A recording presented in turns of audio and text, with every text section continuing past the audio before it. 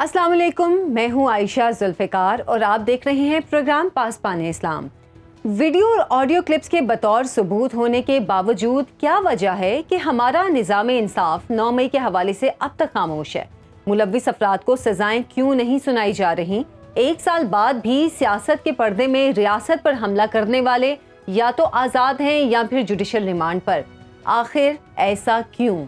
शवाहिद मौजूद, ज़िम्नी मजबूत और गवाहान हाजिर, लेकिन फिर भी 9 मई 2023 के रोज़ रियासत पर हमला करने वालों को ताहाल कैफिर किरदार तक नहीं पहुंचाया जा सका। तहफ़्फ़ुज़ात अपनी जगह, लेकिन ये हकीकत है कि DG ISPR की हालिया न्यूज़ कॉन्फ्रेंस पुरुमीद फितना गिरोहों के लिए मायूसी का एक वाज़े पैगाम है। सुनिए क्या कह रहे हैं पाक फौज के तर्जुमान मेजर जनरल अहमद शरीफ। किसी भी मुल्क में उसकी फ़ौज पे हमला कराया जाए, उसके शहीदों की अलामात की तज़हीक की जाए, उसके बानी के घर को जलाया जाए, वहाँ पे आवाम और फ़ौज के दरमियान नफ़रत पैदा की जाए, और फिर जो लोग ये करवा रहे हैं, जो कर रहे हैं, उनको कैफरे किरदार पे ना पहुँचाया जाए, तो किसी भी मुल्क में ऐसा हो तो वहाँ के निज़ाम इंसाफ पे एक सवाल खड़ा हो जाता है। हम समझते हैं और इस बात पे यकीन रखते हैं कि अगर पाकिस्तान के निज़ाम इंसाफ पे यकीन कायम रखना है और जज़ा और सज़ा का निज़ाम जिस पे अल्लाह ताला की ये कायनात और ये कुदरत और ये निज़ाम चलता है, अगर उस पर यकीन रखना है तो 9 मई के जो मुल्ज़िमान हैं उसको करने वाले और उसको करवाने वाले आइन और कानून के मुताबिक उन्हें सज़ा देनी पड़ेगी। नाज़रीन, वज़ीर आज़म शहबाज शरीफ ने सानिहा 9 मई का 1 साल मुकम्मल होने पर तकरीब से खिताब करते हुए सानिहा 9 मई को अवाम, रियासत और आर्मी चीफ के खिलाफ बगावत करार दिया। उन्होंने क्या कहा, आप भी सुनिए। जिन्होंने 9 मई के दिन 2023 में पाकिस्तान की स्टेट के खिलाफ बगावत की, पाकिस्तान के अंदर तकसीम दर तकसीम करने की एक घटिया हरकत की और अफवाज पाकिस्तान में तकसीम करने की एक इंतहाई कबीह और मज़मूम हरकत की और एक बगावत का एक माहौल पैदा किया, एक मुनज़्ज़म मंसूबा बनाया, लोगों को, जत्थों को उकसाया, वो कानून के कटहरे में हर सूरत आएंगे और उनको कानून के मुताबिक सज़ा करार वाक़ई सज़ा मिलेगी, ताकि रहती दुनिया तक दोबारा ये कोई इस तरफ सोचने की जुर्रत भी ना कर सके। 9 मई 2023 के रोज़ दिफाई तनसीबात पर हमले और शहदा के मज़ारात की बेहुरमती के बावजूद पाक फौज ने इंतहाई सब्र तहम्मुल का मुजाहिरा करते हुए शरपसंदों के नापाक अज़ाइम खाक में मिला दिए। अब पूरी कौम का एक ही सवाल है कि 9 मई के जिम्मेदारों, सहूलतकारों और मंसूबा साजों को इंसाफ के कटहरे में कब लाया जाएगा? इस्लामाबाद से देखिए head of defence desk Mohammad Imran की रिपोर्ट। सानिहा 9 मई मुल्क की तारीख का स्याह तरीन दिन। 1 साल मुकम्मल हो चुका, लेकिन कौम के जख्म आज भी ताज़ा। सियासी जमात के शरपसंदों की जानिब से कौमी सलामती के इदारों और दिफाई तनसीबात पर हमले, जलाओ घराओ और तोड़ फोड़, शुहदा के मज़ारात की बेहुरमती और उनकी अजीम कुर्बानियों की तस्दीक की गई। 9 मई 2023 को एक सियासी जमात के सरबराह और मरकजी कायदीन ने मुल्क की सलामती के ज़ामिन इदारों के खिलाफ भयानक साजिश की। इस टोले ने अपने मजमूम सियासी अज़ाइम की तकमील के लिए सियासी लबादा ओढ़कर मुल्क में खाना जंगी की मजमूम कोशिश की, मगर पाक फौज ने इंतहाई सब्र तहम्मुल और दानिशमंदी का मुजाहिरा करते हुए नापाक अज़ाइम खाक में मिला दिए। शरपसंदों ने एक मुनज़्ज़म मंसूबे के तहत पाकिस्तान हाउस लाहौर से जनरल हेडक्वार्टर्स रावलपिंडी तक दिफाई इदारों और हसास तनसीबात को निशाना बनाया। अफसोसनाक बात यह है कि इस सब के मास्टरमाइंड बानी PTI ने एक बार भी इन वाक़यात की मजम्मत नहीं की। आज भी पाकिस्तान की बका के ज़ामिन इदारों के खिलाफ फर्जा सराई और प्रोपेगेंडा मुहिम में मसरूफ है। आलमी मालियाती इदारे के दफातर के बाहर मुजाहरे किए जाते हैं, कभी पाकिस्तान की माली इमदाद रोकने के लिए खत लिखे जाते हैं, तो कभी गैर मुल्की अखबारात और जराइद में मज़ामीन के जरिए रियासत पाकिस्तान और कौमी सलामती के इदारों के खिलाफ बेबुनियाद इल्जामात से मुल्क दुश्मन कुव्वतों की आशीर्वाद हासिल करने की कोशिश की जाती है। दूसरी जानिब इन तमाम साजिशों के बावजूद रियासत पाकिस्तान तरक्की और खुशहाली के सफर पर गामजन है। Army chief general Saeed Asim Munir की कोशिशों से SIFC के जरिए मुआशी महाज पर बड़ी कामयाबियों की राह हमवार हो रही है। तातुल के शिकार CPEC मंसूबे के दूसरे मरहले का भी आगाज हो चुका है। अल्हम्दुलिल्लाह इन तमाम मनफी हथकंडों के बावजूद पाकिस्तानी अवाम और मुसल्लह अफवाज यकजान और दो कालिम है। पूरी कौम दहशत गर्दी के खिलाफ जंग समेत कौमी तामीरी नो के सफर में बहादुर अफवाज के शाना बिशाना खड़ी है। ऐसे में पूरी कौम का एक ही सवाल है, 9 मई के वाकयात के जिम्मेदारों, सहूलतकारों और मंसूबा साजों को इंसाफ के कटहरे में आखिर कब लाया जाएगा? ठोस शवाहिद होने के बावजूद अभी तक शरपसंदों को कैफरे किरदार तक क्यों नहीं پہنچایا گیا تاکہ آئندہ کوئی بھی شخص اقتدار کی ہوس میں اندھا ہو کر مملکت خداداد پاکستان کی سلامتی سے کھیلنے کی جرات نہ کر سکے۔ 9 مئی غلطی نہیں سازش تھی جسے پاک فوج نے اپنے تاریخی صبر، تحمل اور بصیرت سے ناکام بنایا۔ ناظرین، قوم کو تقسیم کرنے کی سازش 9 مئی کے بیچ کئی ماہ پہلے ہی بو دیے گئے تھے۔ اس کی عملی تیاری 2 روز قبل ہوئی جب ہنگامہ آرائی کے تربیت یافتہ افراد کو خیبر پختونخوا سے لاہور پہنچایا گیا اور مخصوص مقامات پر کھڑا کیا گیا۔ گزشتہ روز وفاقی کابینہ میں پیش کی جانے والی رپورٹ کے مطابق 9 مئی کے حملوں میں 34 ماسٹر مائنڈ، 52 منصوبہ ساز اور 185 حملہ آور عملی طور پر شریک تھے، جبکہ بانی پی ٹی آئی ہر موقع پر مشاورت کا حصہ رہے۔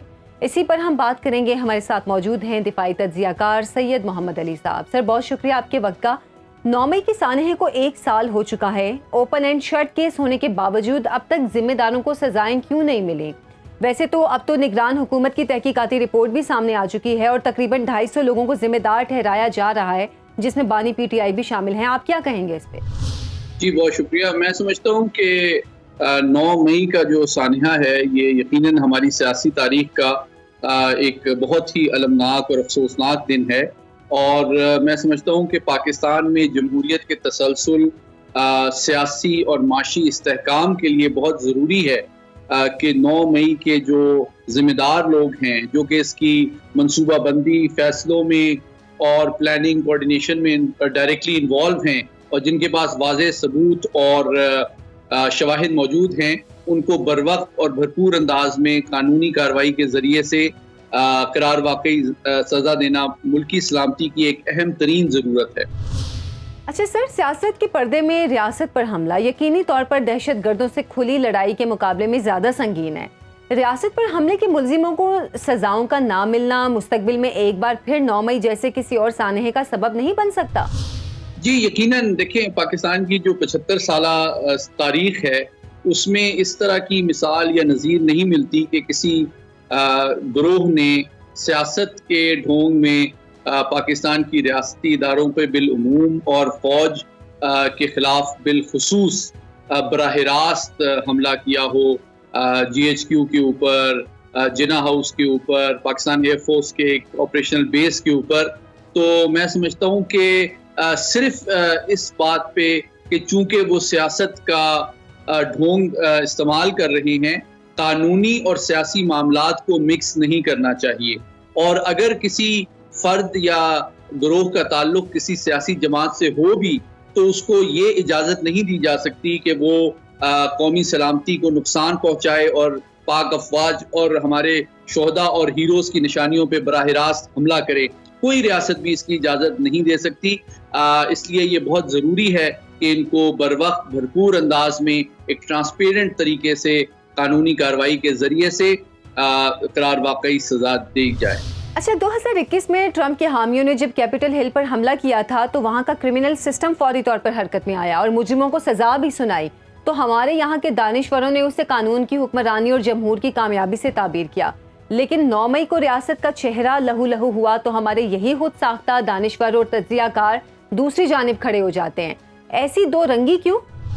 جی بالکل، یہ بہت افسوسناک بات ہے، اور میں سمجھتا ہوں کہ عالمی سیاست اور تاریخ سے کوتاہ نظری کے اوپر اس قسم کے تجزیے اور بیانیے جو ہیں وہ مبنی ہیں۔ آپ دنیا کی پچھلے چند سو سال کی تاریخ دیکھیں، کسی بھی ملک اور کسی بھی ذمہ دار اور تہذیب یافتہ قوم کے اندر اس قسم کی حرکت کی اجازت نہیں دی جا سکتی، اور اس کو دنیا کی تمام مہذب قومیں جو ہیں وہ ایک بغاوت کی ناکام کوشش سے تعبیر کرتی ہیں۔ تو چاہے وہ وائٹ ہاؤس پہ حملہ ہو، چاہے وہ ترکی میں چند سال پہلے اس قسم کی کارروائی کی گئی، چاہے سعودی عرب میں 1979 میں کی گئی، چاہے کسی اور ملک میں کی گئی، میں سمجھتا ہوں کہ اس قسم کی بغاوت کی جو کوشش ہے وہ آئین، قانون، جمہوریت، قومی سلامتی اور استحکام کے خلاف ایک براہ راست حملہ ہے، اور اس لیے میں سمجھتا ہوں کہ ہماری جمہوری اقدار، ہمارے جو ہمارا آئین ہے اس کے اوپر اور ہمارے جو عدالتی نظام کے اوپر عوام کا بھروسہ ہے، اس کے لیے ضروری ہے کہ اس کے جو मुलव्विस लोग हैं उनको करार वाकई सजा जल्द अज जल्द और सबके सामने दी जाए। अच्छा, गुज़श्ता दिनों पहले DG/ISPR और फिर आर्मी चीफ ने वाक़े के जिम्मेदारों से किसी भी किस्म की डील या मुज़ाकरात से इनकार किया। क्या वजह है कि पाक फौज को ज़ीरो टॉलरेंस पॉलिसी इख्तियार करनी पड़ रही है? देखिए, मैं समझता हूँ कि DG/ISPR ने जो एक गैर मामूली प्रेस कॉन्फ्रेंस की और उसके 2 दिन बाद आपको याद होगा कि पाकिस्तान के army chief general Syed Asim Munir की जानिब से भी एक बड़ा वाज़े पैगाम सामने आया, जिसमें उन्होंने कहा कि इन जो 9 मई के मुलव्विस लोग हैं उनसे किसी किस्म की रियायत नहीं बरती जाएगी, किसी किस्म का जो है उनके साथ डील नहीं की जाएगी, उनको माफ़ नहीं किया जाएगा और बल्कि इस साजिश और रियासती जो मफादात हैं और इदारे हैं उनके ऊपर जो डिजिटल टेररिज्म में मुलव्विस गिरोह और अफराद हैं उनको भी करार वाकई सज़ा देना बहुत ज़रूरी है। तो मैं ये समझता हूँ कि जिस तरह मैंने पहले गुजारिश की कि सियासत से वाबस्ता होने की वजह से किसी मुजरिम को कानून के कटहरे से नहीं बचना चाहिए और ना बचाया जा सकता है, पहली बात। दूसरी बात ये कि जब पाक फौज ने खुद इस 9 मई के वाक़े के हवाले से अगर कुछ आला अफसरान ने भी यानी कि अपनी जिम्मेदारियां पूरी तरह अदा नहीं की, उनके खिलाफ भी कार्रवाई अमल में लाई गई है जिसका ऐलान DG/ISPR ने किया, तो फिर वो लोग जो कि पाक फौज पे हमला कर रहे हैं उनके साथ किस तरह मुज़ाकरात और डील हो सकती है, ये बिल्कुल मैं समझता हूँ गैर हकीकत पसंदाना बात है। और जो लोग दरअसल इस गिरोह या इसमें मुलव्विस अफराद से हमदर्दी रखते हैं वो इस किस्म का बयानिया गढ़ रहे हैं कि कोई डील हो रही है या हो सकती है, जिसका हकीकत से कोई ताल्लुक नहीं है। अच्छा, गुज़श्ता दिनों आर्मी चीफ ने कहा कि दुश्मन कुव्वतें उनके सरपरस्त डिजिटल टेररिज्म कर रहे हैं। आपके ख्याल में दुश्मन कुव्वत और उनके सरपरस्तों से आर्मी चीफ की क्या मुराद है? क्या जाली खबरों और फेक न्यूज़ के जरिए कौमी यकजहती पर हमले में बैरूनी कुव्वतें मुलव्विस हैं और पाकिस्तान में उनके आलाकार ये काम सरअंजाम दे रहे हैं? देखिए, पाकिस्तान को इस वक्त कौमी सलामती के हवाले से 3 बड़े खतरात का सामना है। एक तो रवायती शक्ल में हमारा जो मशरकी हमसाया है वो हमेशा किसी न किसी साजिश में मुलव्विस रहता है, मसरूफ़ रहता है और उसकी कोशिश बड़े अरसे से रही है कि वो कोई बराह रास्त रवायती अंदाज में जारियत की कोशिश करे, जिसको बारहा और हमेशा पाकिस्तान की अफवाज ने कामयाबी के साथ नाकाम बनाया है। जो दूसरा खतरा है वो इस वक्त यकीनी तौर पे दहशतगर्दी की हवाले से है, जिसके हवाले से DG/ISPR ने कहा कि 100 से ज़्यादा इंटेलिजेंस बेस्ड ऑपरेशन रोज़ाना के सतह पे किए जा रहे हैं। तो लेकिन जो इस वक्त एक नफ्सियाती जंग डिजिटल टेररिज्म की शक्ल में जो लोग सियासत के गार्ब में, सियासत के ढोंग में पाक अफवाज के खिलाफ बिलखुसूस और रियासती इदारे जिसमें अदलिया भी शामिल है उनके खिलाफ बिलउमूम कर रहे हैं, वो दरअसल पाकिस्तान की रियासत और फौज के खिलाफ हमारे दुश्मनों के एजेंडे को आगे बढ़ाने के मुतरादिफ हरकत है। और मैं समझता हूँ कि इस वक्त पूरी कौम के ऊपर ये जिम्मेदारी आयद होती है कि वो जबकि पाकिस्तान फौज और इसके अफसरान और जवान रोज़ाना की बुनियाद पे इतनी ज़्यादा कुर्बानियाँ दे रहे हैं पाकिस्तान की अमन व सलामती और खुशहाली के लिए, तो हम उनके साथ शाना बशाना खड़े हों और किसी फेक प्रोपेगेंडे, डिजिटल टेररिज्म और जो मनफी बयानिया है उसके ज़ेर असर ना आए, जिसका मकसद रियासत, फौज और अवाम के दरमियान शकूक व शुबहात और गलतफहमियाँ पैदा करना है और इनको हम मुकम्मल तौर पर रिजेक्ट कर दें। अच्छा, आपसे जानना चाहूँगी कि सियासी इंतशारी टोला किस बुनियाद पर 9 मई को एक फॉल्स फ्लैग ऑपरेशन बनाने की कोशिश कर रहा है? इसकी तौजीह में वो अक्सर और बेशतर मुजाहिरीन को ना रोकने का इल्ज़ाम लगाते हैं। ये सवाल बहैसियत दिफाई तज्ज़ियाकार आपसे है कि 9 मई 2023 को सिक्योरिटी हटाने की मसलहत क्या थी? देखिए, 2 पहलू हैं आपके सवाल के।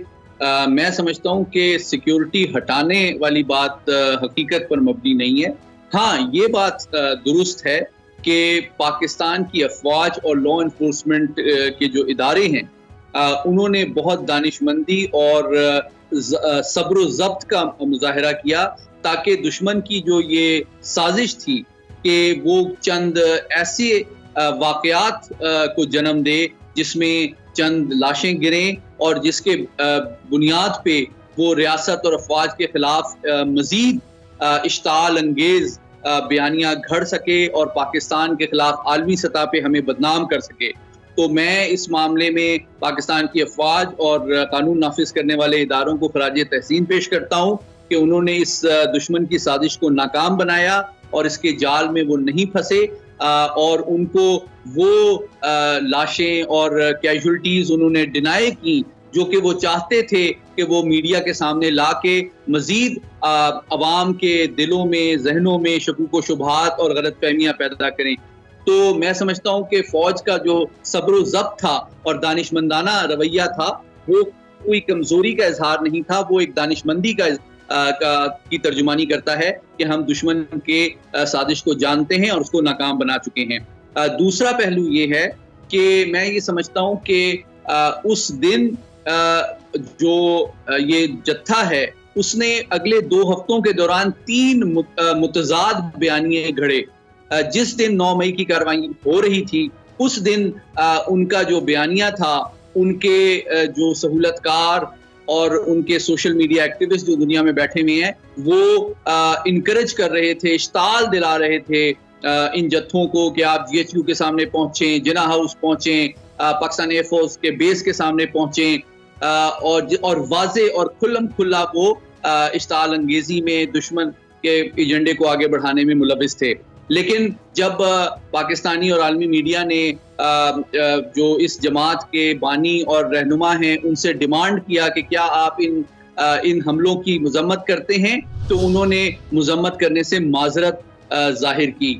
لیکن جب ان کو چند ہفتوں کے بعد احساس ہوا کہ انہوں نے ریاست کی طاقت اور ارادے کو انڈر ایسٹیمیٹ کیا ہے اور اپنی پاپولیرٹی کو اوور ایسٹیمیٹ کیا ہے اور ان سے مس کیلکولیشن ہوئی ہے، تو پھر انہوں نے ایک نیا تیسرا بیانیہ گڑھنے کی ناکام کوشش کی جو کہ فالس فلیگ کے اوپر مبنی تھا کہ جناب یہ تو ہم نے کیا ہی نہیں ہے، یہ تو ہمارے اوپر الزام ہے، ہم کس چیز کی معافی مانگیں. تو یہ بہت ضروری ہے کہ آپ کے ذریعے سے تصویر کے جامعہ اور حقیقت پسندانہ انداز میں اس کے تینوں رخ اس فیک نیریٹو کے عوام کے سامنے لائے جائیں تاکہ ان کی سازش بھی بے نقاب ہو، ان کے عزائم بھی سامنے آئیں اور ان کو ہم مل کر فوج، میڈیا اور عوام کے مدد سے ناکام بنا سکیں. بہت بہت شکریہ سر آپ کے وقت کا. ناظرین، 9 مئی 2023 کے روز شرپسندوں نے فیصل آباد سرگودھا روڈ پر شہید کیپٹن اسفند یار کی یادگار کی توہین کی اور اسے نذر آتش کر دیا تھا. قوم کے ماتھے کی جھومر پاک فوج کے شہید کی پھر سے تعمیر کی گئی یادگار سے متعلق محمد عدیل کی رپورٹ دیکھیے. شہید کی جو موت ہے وہ قوم کی حیات ہے. کیپٹن اسفند یار شہید 14 اگست 1988 کو اٹک شہر میں پیدا ہوئے، جس نے ملک و قوم کی خاطر جان کا نذرانہ پیش کیا. کیپٹن اسفند یار قوم کا عظیم سپوت جس پر قوم کو فخر ہے. قوم شہداء کے والدین کی ہمیشہ احسان مند رہے گی. فوجی عمارتیں یا یادگاروں کی بے حرمتی پر شہری آج بھی غم زدہ ہیں. جس طرح بے حرمتی کی گئی ہے، ہمارے جو ہیروز تھے ان کی جو جلایا گیا، ادھر فیصل آباد میں بھی آپ کے سامنے لائٹ موڑ کے اوپر جو بورڈ تھا جس طرح اس کو نقصان پہنچایا گیا، یہ اصل میں بے حرمتی آتی ہے. ان کو کڑی سے کڑی سزا ملنی چاہیے. ISPR نے بھی جس طرح کہا ہے کہ ہم ان کو نہیں چھوڑیں گے، ہم عوام ان کے ساتھ ہیں. ہم بھی چاہتے ہیں کہ ان کو اس طرح عبرت بنایا جائے تاکہ دوبارہ سے پاک فوج کے خلاف یہ گونی کوئی بھی ہم دوبارہ سے کارروائی نہ کی جا سکے پاکستان میں. 9 مئی شہداء کی یادگاروں پر جلاؤ گھیراؤ کرنے والوں نے ملک دشمن ہونے کا ثبوت دیا. ایسے لوگوں کو کبھی معاف نہیں کرنا چاہیے. جو ملک کے محافظ ہوتے ہیں وہ شہید ہو گئے ہیں، ان کو بورڈ نہیں توڑنے چاہیے تھے کیونکہ یہ ہمارے اصل میں محافظ ہیں اور ایسا کرنا عوام کے لیے صحیح نہیں ہے کیونکہ یہ ہمارے محافظ. ایسے انسیڈنٹ پاکستان میں بالکل نہیں ہونے چاہیے. اگر واقعی ہی اس میں کوئی ملوث ہے، اگر اس میں کوئی پرسن ایسا ہے جس نے یہ جان بوجھ کر کیا ہے تو اس کو سخت سے سخت سزا دینی چاہیے. پاک فوج نے ہمیشہ ملک کی خاطر قربانیاں دی ہیں. ہمیں اپنے شہداء کے وقار کو قائم رکھنا ہے. کیپٹن اسفند یار شہید کا عسکری کیریئر مختصر مگر مثالی رہا. کیمرہ مین محمد طیب کے ساتھ عدیل احمد، سونو نیوز، فیصل آباد. رپورٹ آپ نے دیکھی، 9 مئی کو 1 سال گزر گیا ہے، لیکن سازش کے تمام کردار تاحال سزا سے محروم ہیں۔ آخر کیوں؟ ہمارے ساتھ موجود ہیں senior anchor person Sadia Afzal صاحبہ، انہی سے جانتے ہیں کہ 9 مئی کے مقدمات کے فیصلوں میں کیا رکاوٹ حائل ہے۔ سعدیہ صاحبہ، بہت شکریہ آپ کے وقت کا۔ 9 مئی پر نظام انصاف کی سست روی کا ذمہ دار کسے ٹھہرائیں گی آپ؟ نظام انصاف کو یا استغاثہ کو؟ کیا شواہد میں کچھ کمی ہے یا ہماری ول میں کمی جو تاخیر ہو رہی ہے؟ 9 مئی پاکستان کی تاریخ میں ایک انتہائی انپریسیڈنٹڈ واقعہ تھا۔ یہ ایک ایسا دن تھا جو شاید آپ کو پاکستان کی دہائیوں کی تاریخ میں بھی نہ ملے۔ لیکن اب اس میں سوال یہ پیدا ہوتا ہے کہ 9 مئی ہوا اور جیسے آپ نے سوال کیا کہ اس میں بہت لوگ جو ہیں وہ گرفتار بھی ہیں، اور ہم اس چیز کا انتظار کر رہے تھے کہ ایسا کرنے والے جو اس میں ملوث افراد ہیں، جو مجرمان ہیں، ان کو کیفر کردار تک پہنچایا جائے گا، ان کو سزائیں ہوں گی، لیکن انفارچونیٹلی ایسا دیکھنے میں نہیں آ رہا۔ اور اس کی میرے نزدیک سب سے بڑی وجہ جو ہے وہ ہمارے جوڈیشل سسٹم کی کمزوری ہے۔ یہاں پر ہوتا کیا ہے کہ بہت سارے مثالیں آپ کو مل جاتی ہیں۔ کیپٹل ہل کا میں ذکر کرتی ہوں، جب امریکہ میں ہوا تو وہاں پر ججز نے اپنی چھٹیاں منسوخ کی، وہاں دن رات ایک کر کے ایک شخص کو جو میں ملوث تھا اس کو سزائیں دی گئیں۔ لیکن یہاں پہ جب تک آپ ایک سپیڈی جسٹس کی طرف نہیں جائیں گے، ان کیسز کو کسی طریقے سے ایکسپیڈائٹ نہیں کریں گے، لوگوں کو سزائیں نہیں دلوائیں گے، تو پھر یہ عدالتی نظام پر سوالات اٹھتے رہیں گے۔ اور ساتھ ہی ساتھ یہ بھی ضروری ہے کہ جن لوگوں کے خلاف شواہد نہیں ہیں، کوئی ٹھوس بنیاد پہ آپ کوئی چیز ان کے اگینسٹ ثابت نہیں کر سکیں، تو پھر ان کو جیلوں میں رکھنے سے آپ جو ہیں وہ ان کو مزید وکٹم بنا کر پریزنٹ کر رہے ہیں، وہ بھی چیز غلط ہے۔ اگر ان کے وہ واقعی معصوم ہیں تو ان کو جیلوں سے باہر آنا چاہیے۔ سو یہ جوڈیشل سسٹم کی کمزوری ہے۔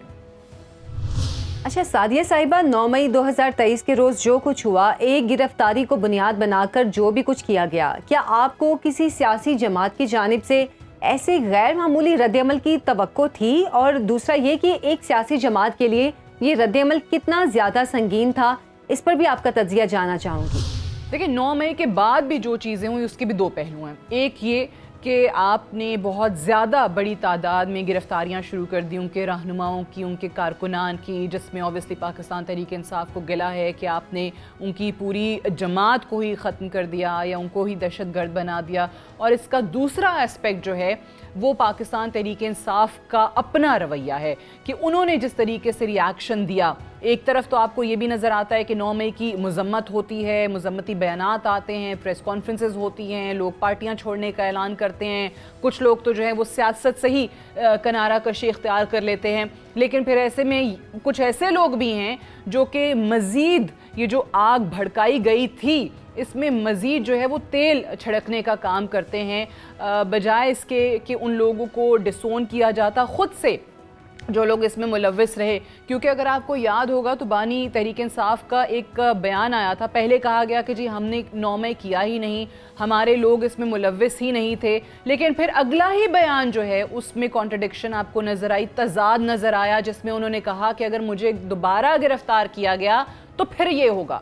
تو اگر آپ کو گرفتار کیا گیا تو کوئی ایسے لوگ تو کریں گے نہیں جو آپ کی جماعت کے نہیں تھے یا کوئی آپ کے کارکنان نہیں تھے۔ سو یہ کانٹرڈکٹری سٹیٹمنٹس آتی رہیں۔ لیکن اب یہاں پر اس وقت ایز آف ناؤ اگر ہم دیکھیں تو پاکستان تحریک انصاف کو جس دانائی کا، جس دانش مندی کا مظاہرہ کرنا چاہیے، انفارچونیٹلی ان کے بہت سارے رہنماؤں کی طرف سے ابھی بھی وہ نہیں آ رہی۔ وہی سخت بیانات آ رہے ہیں، بات چیت سیاسی جماعتوں سے نہیں کرنی ہے، ملٹری اسٹیبلشمنٹ سے کرنی ہے، لیکن ملٹری اسٹیبلشمنٹ سے آپ کیسے بات کریں گے جب آن دی ادر ہینڈ آپ انہی کے سربراہان پر جو ہیں وہ الزامات لگائیں، اور الزامات بھی انتہائی ذاتی نوعیت کے اور بغیر کسی ثبوت کے، بغیر کسی شواہد کے آپ الزام لگا دیں، بہتان تراشی کا سلسلہ جاری ہو، پھر اسی ریاستی ادارے کو بدنام کرنے کے لیے آپ غیر ملکی جریدوں کے اندر آرٹیکلز رکھیں، تو اس طریقے سے معاملات سلجھیں گے نہیں بلکہ مزید ان میں بگاڑ پیدا ہوگا۔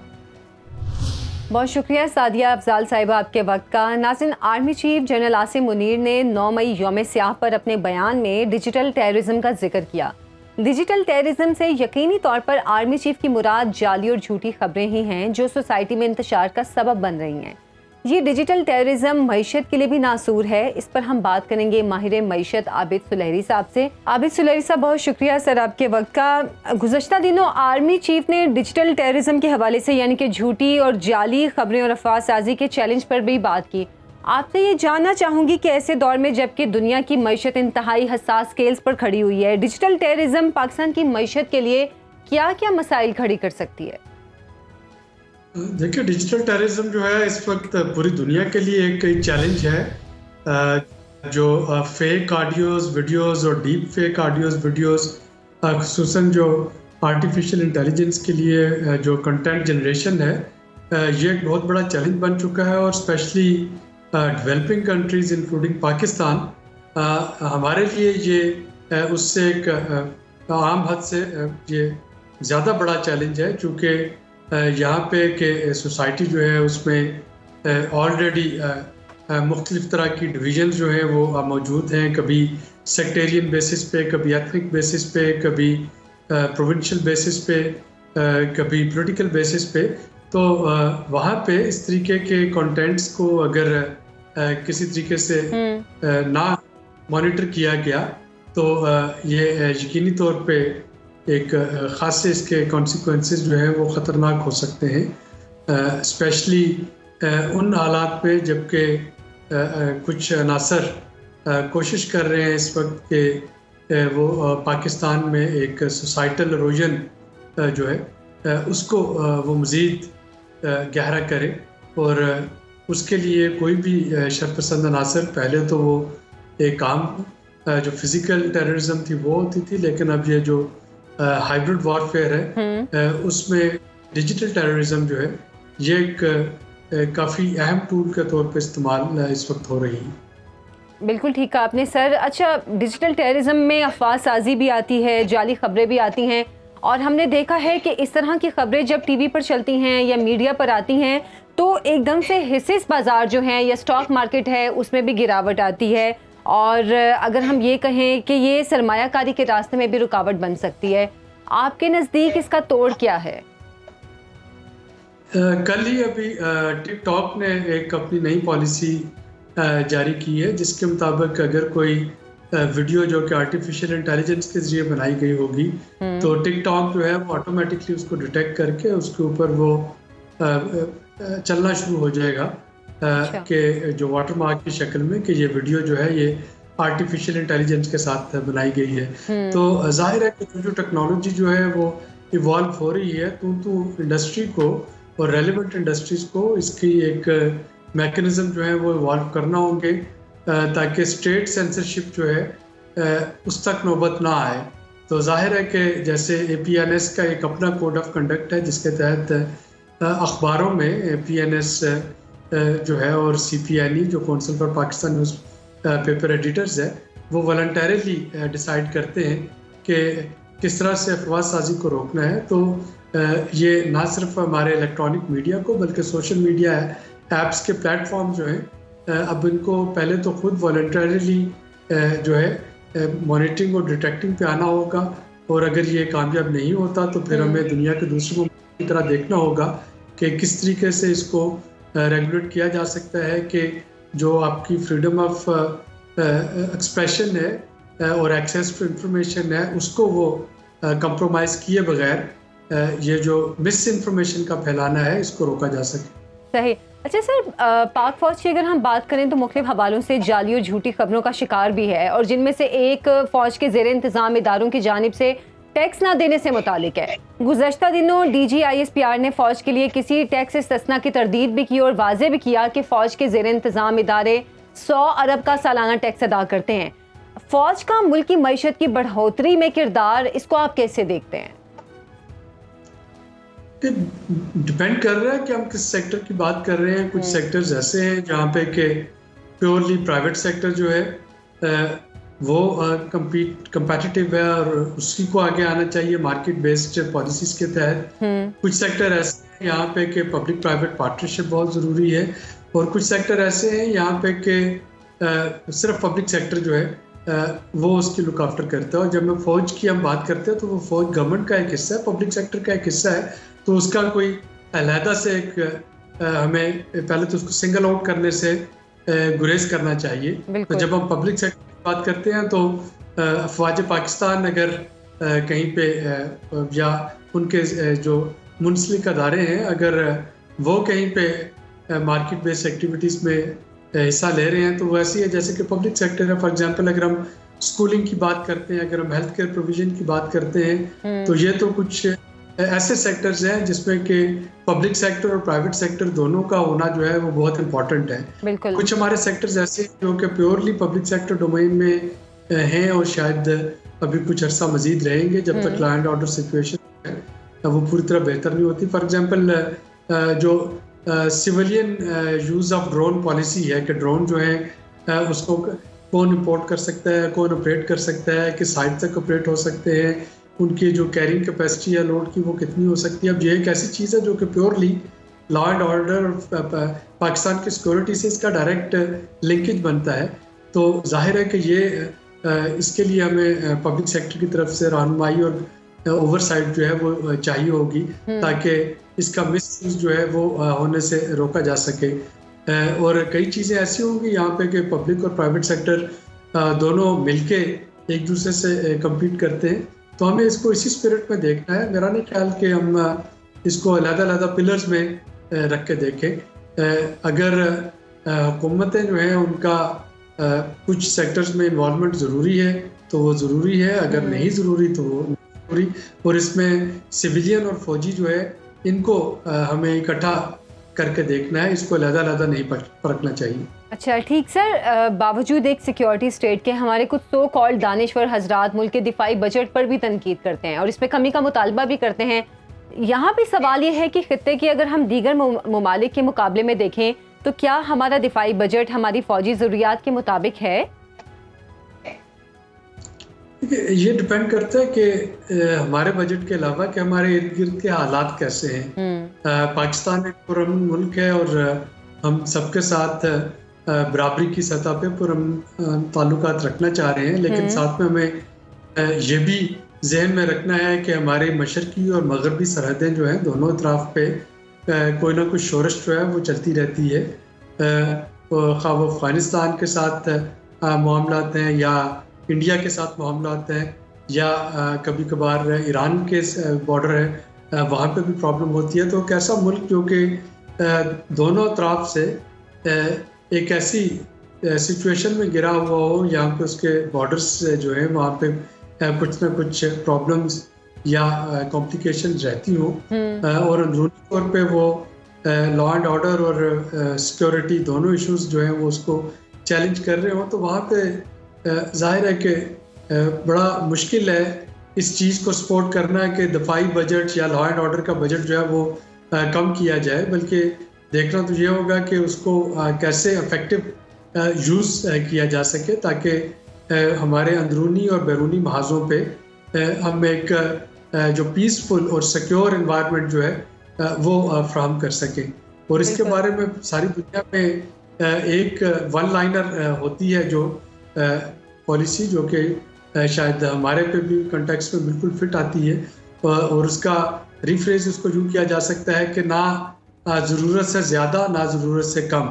تو نہ تو آپ اس کو کمپرومائز کر سکتے ہیں اور نہ آپ اس کو اپنے جو آپریشنل اور کمبیٹ ایکسپینڈیچرز ہیں ان کو بہت زیادہ بڑھا چڑھا سکتے ہیں. تو جو ایک اپروپریٹ ریکوائرمنٹ ہے معروضی حالات کے مطابق ان کے تحت ہمیں چلنا ہے. اور میرا خیال کہ اس وقت جو کرنٹ ایکسپینڈیچرز ہیں وہ کوئی اتنے ارریشنل یا اتنے زیادہ ہیں کہ ان کو تنقید کا نشانہ بنایا جائے اس وقت جو سیکورٹی سچویشن ہمارے اطراف میں موجود ہے. بالکل بالکل ٹھیک ہے سر آپ نے. اچھا, خصوصی سرمایہ کاری سہولت کونسل کی اگر ہم بات کریں تو اس میں پاک فوج کی سہولت کاری کا کردار اب تک خاصا اہم رہا ہے. بیرونی سرمایہ کاری, کارپوریٹ فارمنگ اور نجکاری کے اہداف کی جانب تیز رفتار سفر بھی جاری ہے. اس حوالے سے بھی افواہ ساز فیکٹریاں پاک فوج کے مفادات کے حوالے سے منفی خبریں پھیلا رہی ہیں, جبکہ D G I S P R بھی کہہ چکے ہیں کہ کونسل میں پاک فوج کا کردار سہولت کار سے زیادہ کا نہیں ہے. آپ اس سب کو کیسے دیکھتے ہیں؟ اگین میں وہی دہراؤں گا کہ ایس آئی ایف سی کو ایک عسکری یا دفاعی ادارے کے طور پہ نہیں دیکھا جانا چاہیے. یہ NCOC کی طرز پہ بنایا گیا تھا، اور NCOC جو ہے کووڈ کے کنٹرول میں پوری دنیا میں اس کی مثالیں دی جاتی ہیں، چونکہ وہاں پہ ایک ون ونڈو آپریشن تھا، وہاں پہ چاروں صوبوں کے وزرائے اعلیٰ، وہاں پہ federal government as well as ہمارے عسکری ادارے، وہ سب ایک جگہ اکٹھے ہوتے تھے کووڈ کے کنٹرول کے لیے، کووڈ کے مقابلے کے لیے جو ریکوائرمنٹس تھی وہاں پہ ڈسکس ہوتی تھی، وہیں پہ فیصلے لیے جاتے تھے اور وہیں پہ ان کو فیسیلیٹیٹ کر دیا جاتا تھا اور اس پہ فالو بھی لیا جاتا تھا. اور یہی وجہ ہے کہ ہمارا جو کنٹرول میکنزم تھا وہ ایکسیلنٹ رہا. تو یہ جو SIFC ہے اس کو میں اسی طرح سے دیکھتا ہوں کہ اگر صرف ڈیلیگیشنز بلانے کی بات ہو تو 2018 میں تقریباً تمام دوست ممالک کے ڈیلیگیشن جو تھے انہوں نے پاکستان کا وزٹ کیا تھا، لیکن اس کے بعد فالو اپ نہ ہونے کی وجہ سے ہم نے دیکھا کہ بہت سے MOUs اور جو ایگریمنٹس تھے وہ فائلوں کا حصہ بن کے رہ گئے. تو اب SIFC سے جو کم از کم میری توقع ہے وہ تو یہ ہے کہ اگر کوئی انویسٹمنٹ اپرچونیٹیز آتی ہیں تو وہاں پہ وہ ون ونڈو آپریشن کے طور پہ فیسیلیٹیٹ کرے اور اس کا فالو اپ کرے تاکہ چیزیں جو ہیں وہ ایگریمنٹس اور MOUs سے باہر نکل کے وہ کنکریٹ اختیار کر سکے. اور اگر یہ جو کنکریٹ شکل اختیار کرنے میں SIFC اپنا رول ادا کرنے میں کامیاب ہو جاتی ہے تو میرے خیال میں یہ ایک اندر جو سکسیس کی ایگزامپل ہے پاکستان کے لیے NCOC کے بعد وہ بن جائے گی. بہت شکریہ عابد سلیحری صاحب آپ کے وقت کا. ناظرین، 9 مئی قومی یکجہتی کا شیرازہ بکھیرنے کی ایک کوشش تھی، فوج اور عوام کے رشتے میں درار ڈالنے کی سازش تھی، سیاست کے پردے میں ریاست پر حملہ آور ہونے، جمہوریت کی بساط لپیٹنے اور خود ساختہ انقلاب کا ناپاک منصوبہ تھا جسے پاک فوج نے اپنی فراست سے ناکام بنایا، تحمل اور صبر سے ڈیفیوز کیا، اور اب اسی شرپسند ٹولے کے لیے آرمی چیف کی جانب سے زیرو ٹالرنس کا اعلان جہاں سازش کے تابوت میں آخری کیل ٹھونکنے کے مترادف ہے، وہیں یہ باور کرانے کے لیے بھی کافی ہے کہ ریڈ لائن سیاست کی نہیں ریاست کی ہوتی ہے. سیاست ہمیشہ ریاست کے تابع ہو تو ہی سیاست کہلاتی ہے. اجازت دیں، اللہ حافظ.